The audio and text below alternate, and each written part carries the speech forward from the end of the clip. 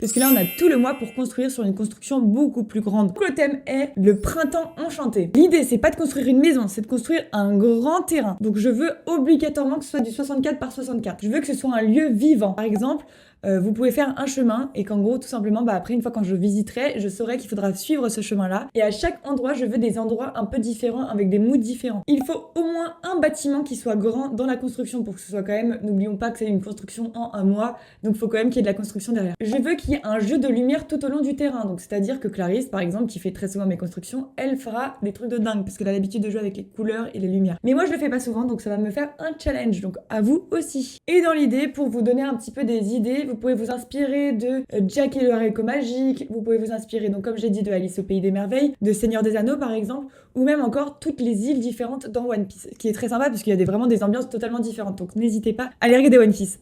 Ensuite, vous avez juste à publier sur la galerie le 30 avril, ou même avant si jamais vous voulez, avec le hashtag Printemps Enchanté Jade à l'ambre.